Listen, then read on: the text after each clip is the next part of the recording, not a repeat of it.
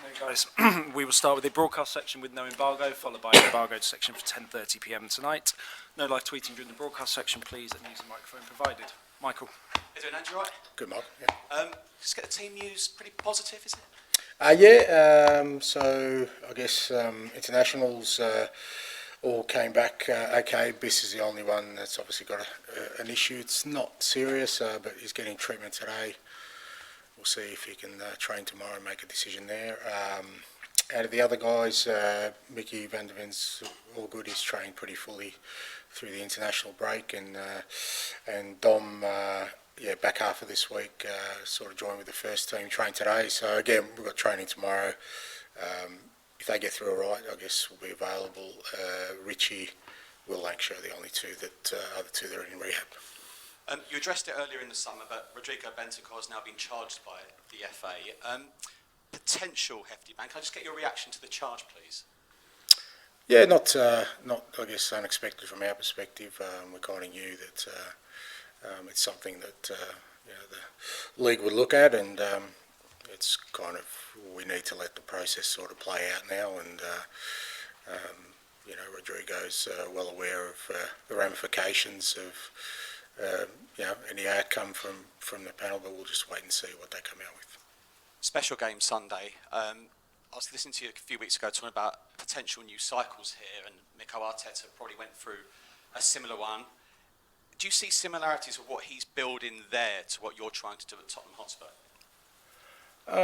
It's hard to say, because I guess every sort of situation is kind of unique in itself, because they're different clubs and I guess different different environments. But I've said before, there's obviously a way to sort of build a team and a club and sort of go in a certain direction, and that always for the most part takes time. It's about finding the right people in the key positions, and all those things are club decisions, and as you go along, I guess clubs decide whether they want to continue down that road or not. The results aren't always there immediately, which is not surprising in this league, but I think for the most part, clubs that have sort of stuck to a certain direction because they believe they're heading in the right way, eventually sort of get to a place where their team is competitive for a sustained period of time. They're considered Manchester City's main title challengers, but I know you're ultra ambitious as well, and there's a lot of between the clubs, who finishes above who. Do you think this current squad you've got now is capable of challenging Arsenal this season?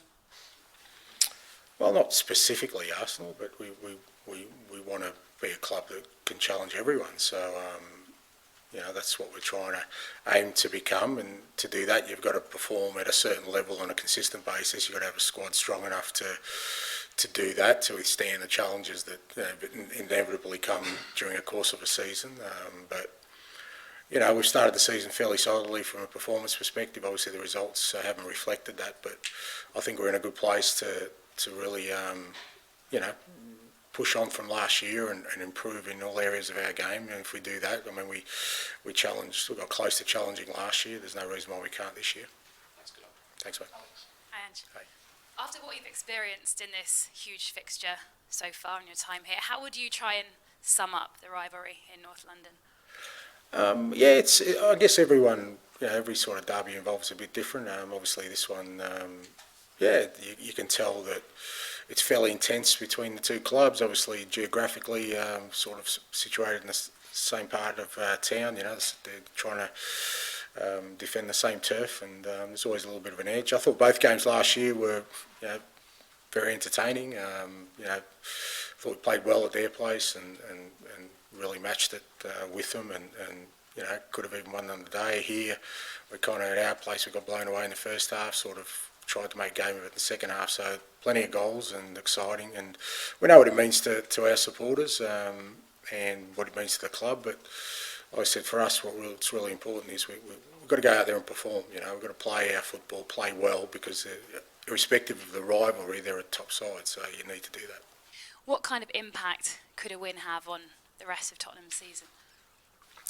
Look, hard to say. I've never felt like there's an easy way to success. I don't think one thing determines, or can change a trajectory to a great effect. But it helps because it's not just a win in a big game, in a derby, but it's a win against one of the top sides. So that gives you, I guess, more belief and confidence, and potentially that could sort of inject some real momentum into our season. But I've never been one to think that just a win on the weekend is enough for us to say that we're on the right course, and alternatively, if things don't go our way, that somehow we need to change course. They will be without some big players, but what is it about this Arsenal side that makes them so hard to play against?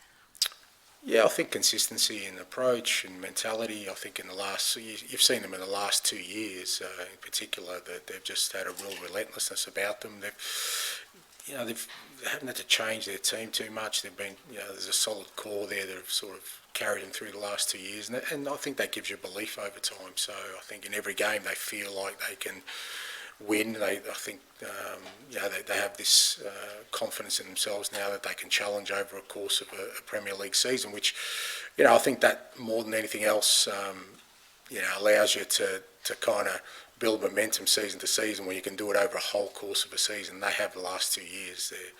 Their form over the last 2 years in totality has been outstanding. So they're going to be a tough nut to crack, but a great opportunity for us to do that. Thank you. Ange, how are you? I'm good, mate.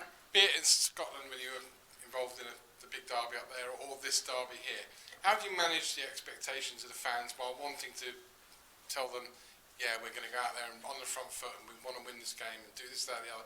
How do you also, in a derby match, have to manage the expectations, or don't you? Well, I don't think I ever have, and I'd hate to think that I went into any game trying to kind of get people to manage expectations, because ultimately, what's the point of doing what we do? You go into every game hoping to conquer and win and play well and do all the things that we love about the game. So, I don't think you should walk into the stadium, fearing anything or having trepidation about anything, or scared to dream or hope that you can be successful. So I've never done that in the past, and I wouldn't do that because it's not the way I kind of coach or live my life. It's not the mindset I have. I think every game you have is an opportunity to do something special, and that's the way you should approach it.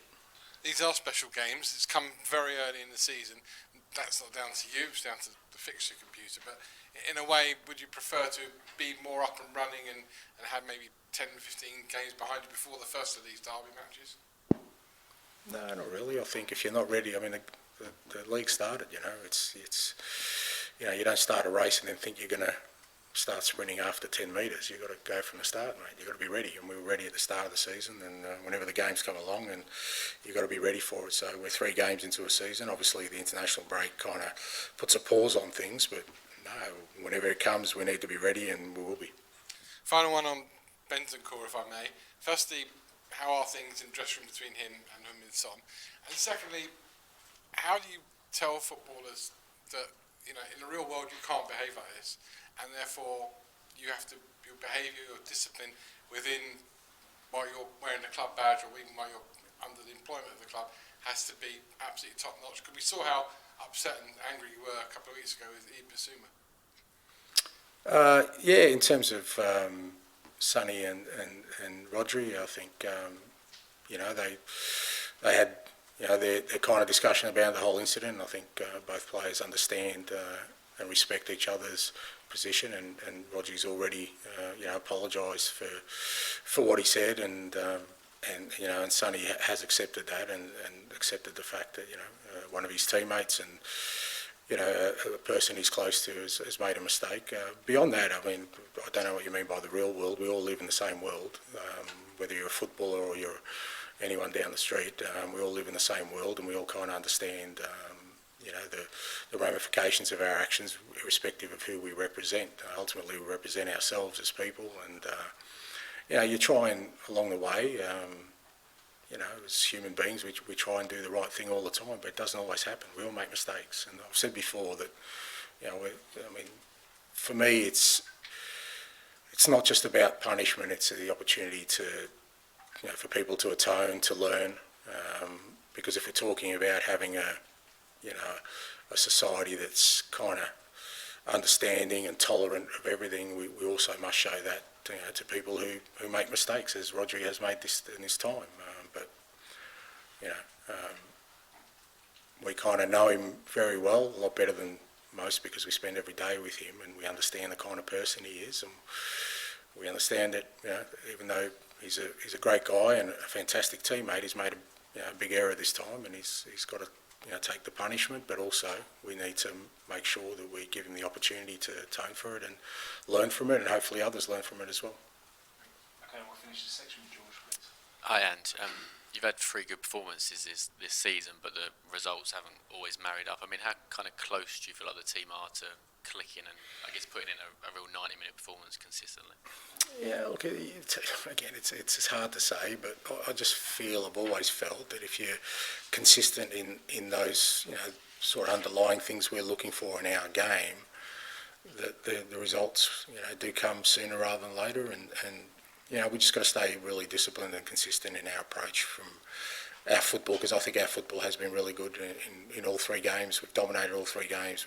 We've limited the opposition to very little and created a lot for ourselves. We've played in the manner we've wanted to, but the results haven't come. But if we maintain that over 38 games, I think we'll be in a really good position.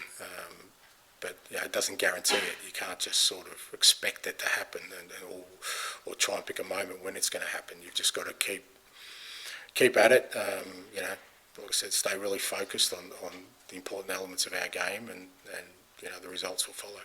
And it feels like a while ago now, but you had to select the Europa League squad, the 23-man squad. Jed Spence was left out. I mean, how difficult a decision was that, and how has he kind of taken that news? Yeah, look, I'm disappointed Ali's not here because this was his baby. But yeah, look, it was always going to be a difficult decision, obviously, with the makeup of our squad currently and kind of the lack of sort of club-trained players. We're always going to have to leave somebody out. And Jed was the unfortunate one. But at the same time, Jed's already played in the Premier League, and if you asked him at the start of the year where he sees himself, I think the fact that he's part of our squad and will obviously play a huge part in our year because he has already. I don't think you should take too much disappointment. Obviously, everyone wants to play, but in the end, it was about team balance for us, and we just feel that with the squad we've got, we've got some cover on the right side. We've got some players who can cover on the left side. So, I always tend to go for more attacking players in those kind of scenarios, and so Jed misses out. But as I said, he's already played in a couple of games in the Premier League. There'll be plenty of football for him if he keeps going like he is. And just with this rivalry, obviously you've experienced the 2 matches last year. I kind of wondered, did you learn more in those 2 matches, or maybe more in that Man City game back in May, when obviously there was conflicting emotions with the fan base? No, look, I don't think I learned anything that I didn't already know. I understand the rivalry. I understand, the passion that exists in terms of these games. I totally understand that. The Man City game, I love to win, mate. That's never going to change with me. I don't care who I'm representing. I will never go into a game not wanting to win. I'm just not built that way, and I don't care if that's at odds with other people. I understand that. I respect that, but they need to respect me as well, that I will try and win every game I play. Okay, we'll end the broadcast section there and move on to the Embargoed section for 10:30 p.m. tonight. Tom? Ange, just on Bissouma, have you got a rough timeline of how long? It's hard to say at the moment because he's only just sort of got assessed. It's kind of a tweak in his groin. Look, the initial reports is that it's not serious, which means there's a chance for Sunday. So that tells me that it's nothing significant. Now, if he doesn't make Sunday, I'd assume he'll be right for after that, because that's where we're at. But at the same time, he's kind of just come off a long flight. You never feel great anyway, so we'll see how he goes training tomorrow. They'll probably give us the best indication. Just on Bentancur, obviously something's been hanging over him. It's potentially a long ban. First of all, is he in the mentally right place to start without this? Yeah, look, I think so. I haven't spoken to him sort of at length about it deliberately because we do have a big game on the weekend. I think it's important. I think with all these things, my advice to players always, and anyone who's involved in this kind of thing, is to try and stay calm. And there's a process that's involved that really you don't have a lot of control over till it starts. So there's no point sort of adding that anxiety to it. But he trained well this morning, and the group trained well, and he was part of that. So focus is on Sunday, and then obviously post Sunday we'll kind of we'll probably have a longer chat with him and sort of address where he's at. Just finally, on Arsenal, one of the standout aspects of their game is the defensive record. You're obviously coming to a new club, or relatively in the last year, with a lot of new signings, and you play very attacking football. But do you anticipate over the coming weeks and months of this season, the defensive record will improve over more time? Yeah, I don't know. I mean, I don't think we've been terrible defensively so far this year. I mean, we've conceded 3 goals and but limited the opposition to fairly few chances. I think we'd almost be top of the league in terms of chances created by opposition. So defensively, I think we've been okay. We've just had a couple of lapses, obviously, but it's the nature of football, mate. If you're going to be more attacking, you're going to have more gaps the other way. I mean, I get it. People say, we want you to be more attacking, but we want you really solid defensively. So we're talking about perfection. That doesn't exist with anyone. So we're erring on the side of being more attacking, aggressive, which is going to mean we maybe concede more than others, but that's fine. I'm comfortable in that space. The key to that is to score more goals than the opposition, which we haven't done so far. Jason, just going back to that game against City, obviously your frustrations are very understandable in the atmosphere and so on, but now you're playing Arsenal rather than trying to stop Arsenal. How much pressure does that put onto you to now get a good result? All the fans are looking at you, come on, we're playing Arsenal, go and beat them. And also, how do you reflect upon those comments now? I know you mentioned it a little bit before, but how do you reflect upon them now? Yeah, I don't feel any more pressure because I felt the same pressure in that game. I want to win every game. It doesn't change for me.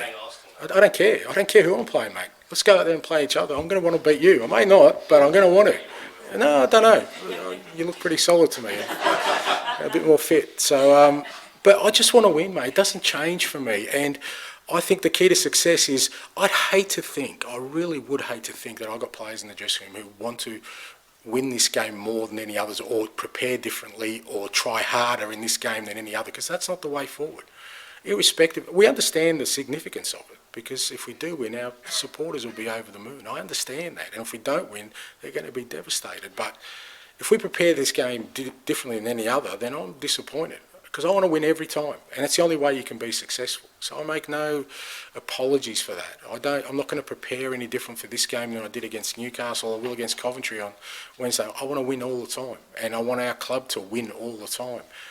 And if you do that, then when you beat your rivals in a big derby game, everyone gets excited and everyone feels great. But I want more than that. That's not what I'm after. Do you think the fans need to get over that as well, then? No, I don't. Fans can. I've said a million times, fans can feel the way they want to. It's their club. They can be as happy or as disenchanted or as optimistic or as pessimistic as they want. That's my role, is to try and give them a team that gives them hope, belief and joy. That's it. But I'm not going to tell them how to feel, or whether if they want to win this game more than any other game, then good on them. That's up to them. But it's not me. It's not who I am.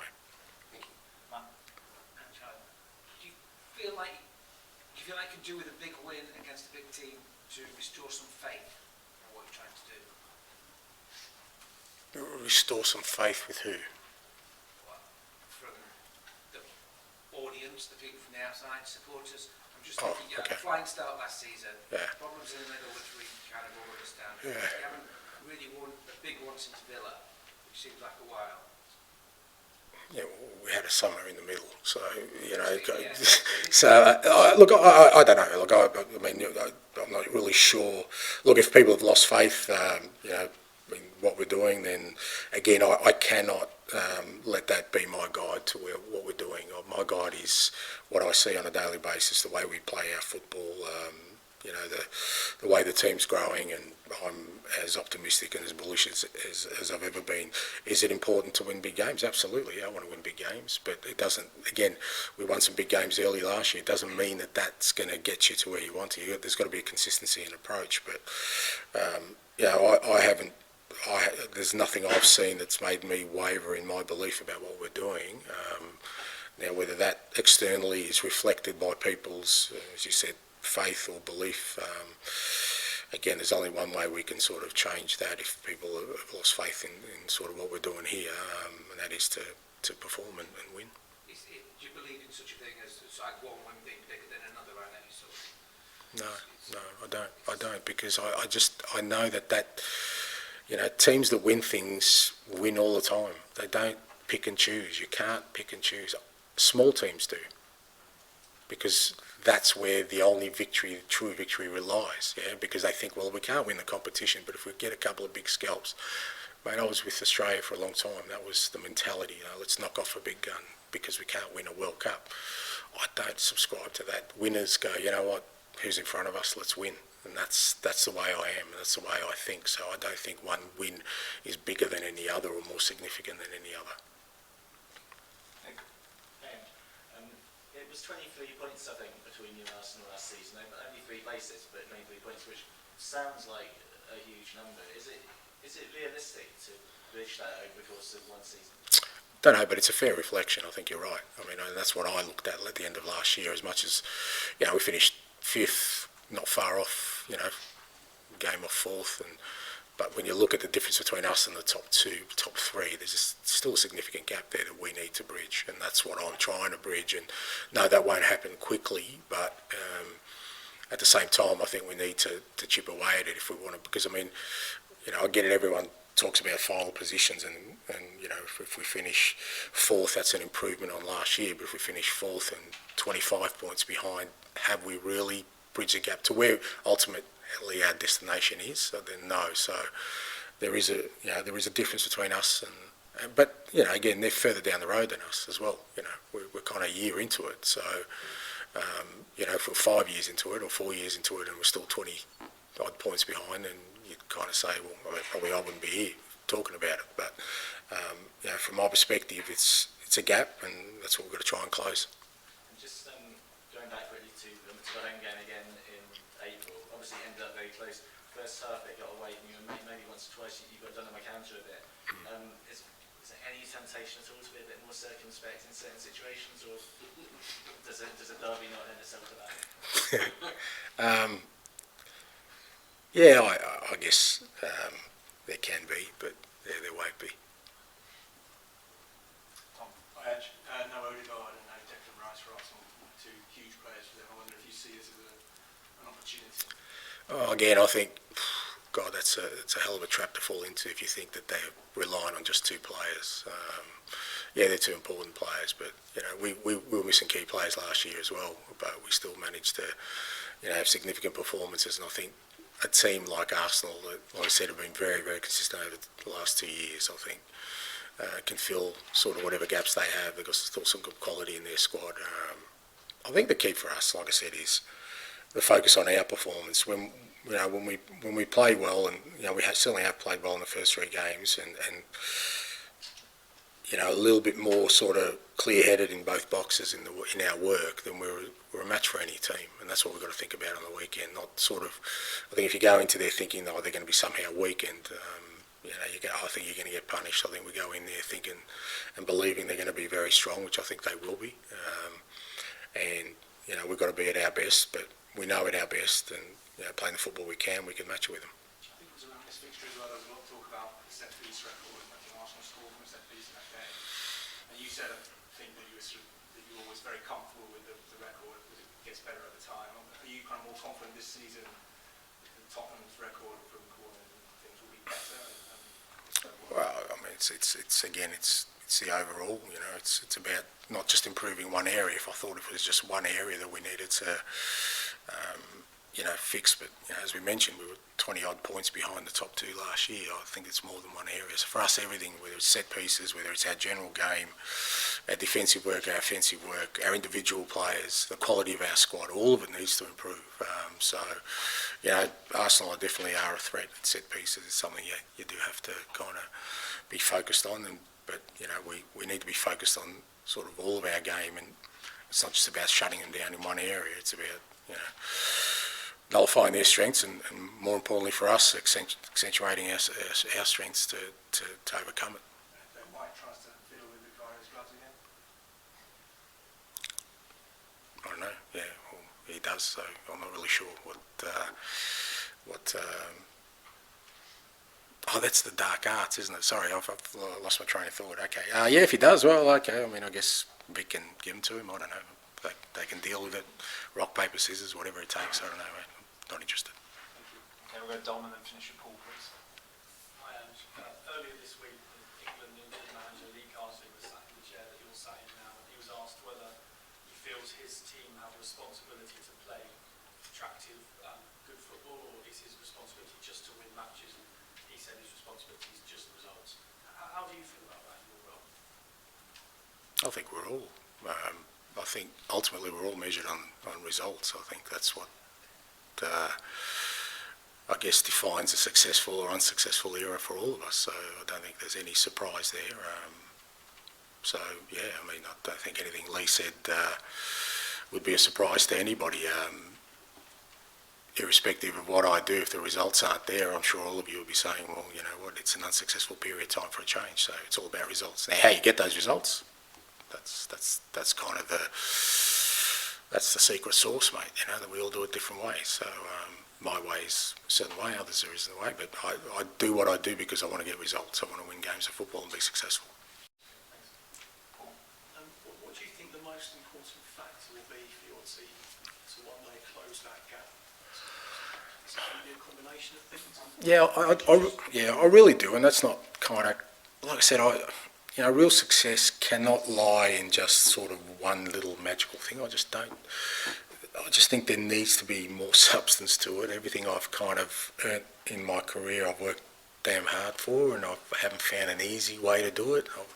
If one does exist, maybe somebody will, pass that on. But I just think it's a whole range of things that you need to improve because. Like I said, these aren't small differences when you're kind of in the cold light of day, and you have to acknowledge that. That's the starting point. If you think that there isn't a massive gap, then you kind of, I think, it defeats the purpose. But that shouldn't daunt you either to think that it's insurmountable. I certainly don't think it is. I think that gap that exists between us and the top teams is we can bridge, and we can bridge very quickly if we stay disciplined, stay focused on what we're trying to do, improve our squad. Improve the way we play our football, allow our group to learn to win and win on a consistent basis and what that requires, and that sometimes means missteps along the way. And so I've always felt that anything you get in this game is hard earned. I really believe that, and for us we're in that stage of having to earn that, and it's not going to come easy. It's going to be a challenge for us. Do you ever point to teams like this when you play games like this and say to your players, this is the level you need to get at? These are the games where you put this lesson consistency there? Yeah, I think it's a great measure, but again, it's not just about winning. Even though I'm kind of contradicting myself from my last answer where it is about results, because you can win a game like this and walk away going, they played us off the park in reality. I've always said, go out there against the best and perform. That's your best measure. Now, hopefully you win the game as well, because that's what you want to do. But if we go out there tomorrow on Sunday and dominate this game, create more chances, limit their chances, really nullify them, I think, irrespective of the result, the players walk off, go, okay, all right, next time we'll have another crack at them. And I think that's where the real kind of belief comes from. I've always felt that. So yeah, they're a good measure for us, not just in winning the game, but can we play our football against them and walk off the pitch saying, okay, we really took it to the top team and hopefully won but won with a convincing performance. And despite the gap and the fact that they're further down the line in the process than you, there must be areas of your team, things that your team does that you think you do better than Arsenal. What if you could tell us what you think? Yeah, look, I don't know if we do. And again, I don't really line us up against a specific opponent. It's against the competition, and I do. I think there are certain things we're already, I think, really close to being the best in competition. I think the way we press and counter press is, I don't think there's many teams that do that as well as us at the moment. The way we can sort of play through pressure, I think, is right up there as well. So there are things that against the competition that we measure ourselves where we're in a good space, and so that gives us an area to focus on the weekend to say, well, look, if we're better than most in this area, let's really make sure we bring our A game for that part of the performance, and then hopefully the other stuff kicks in as well. Okay, thank you very much. Thank you. And sorry, how long are we going to be without Richarlison? Still a while, mate. Yeah, he's in rehab. We're going to take it a bit conservatively with him this time. Yeah.